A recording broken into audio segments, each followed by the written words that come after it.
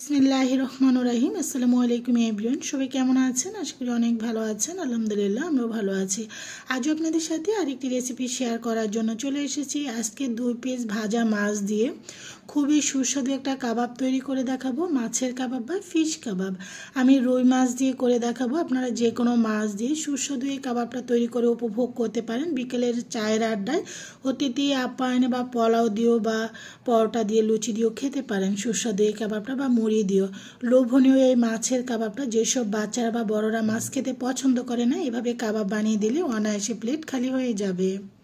সেখান থেকে 2 পিস ভাজা মাছ উঠিয়ে বাচ্চাদের জন্য কাবাব তৈরি করে দেখাচ্ছি আপনাদেরকে। মাছের থেকে এখন কাঁটাগুলো ছাড়িয়ে নিচ্ছি।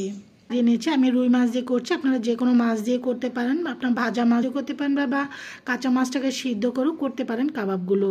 আমি কাঁটাগুলো ছাড়িয়ে নিয়েছি।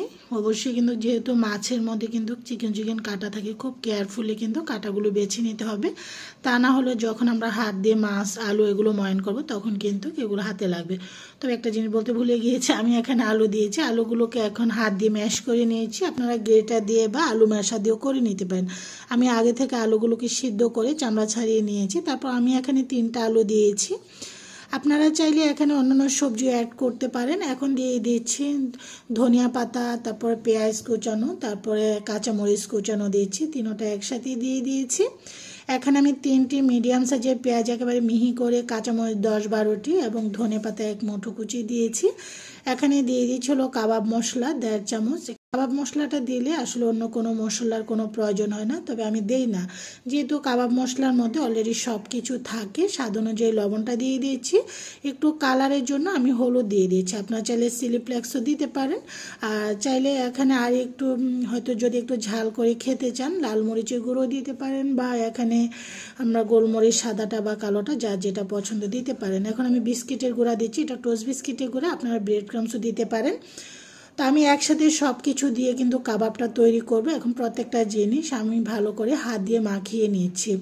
তা আলাদা করে আবার অনেক সময় দেখা যায় যে আমরা ডিমে চুবিয়ে তারপর কোডিং করি, সেটা আর করবো না। এভাবে একসাথে করে নিচ্ছি, এতে করে সহজ হয়। যারা নতুন তাদের জন্য একেবারে সহজভাবে কাবাবটা তৈরি করে দেখাচ্ছি, যেন কোনো ঝামেলা পোহাতে না হয়, সেজন্য কাবাবটা তৈরি করে দেখাচ্ছি। এখন আমি নর্মাল টেম্পারেচারে একটা ডিম দিয়ে দিচ্ছি, কারণ এখানে একটা ডিমই আনা, বেশি ডিম দিলে একেবারে বেশি নরম হয়ে যাবে। ডিমের চুলকাটা বারবার পড়ে যাচ্ছে, প্লিজ কেউ কিছু মনে করবেন না।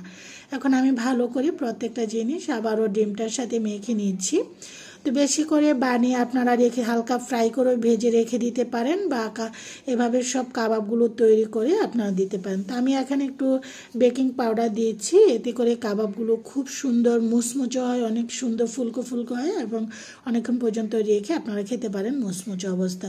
তো বেকিং পাউডার এখানে আমি 1/2 চামচ দিয়েছি। দিয়ে এখন ভালো করে মেখে এখন আপনাদেরকে কাবাবগুলো তৈরি করে দেখাচ্ছি।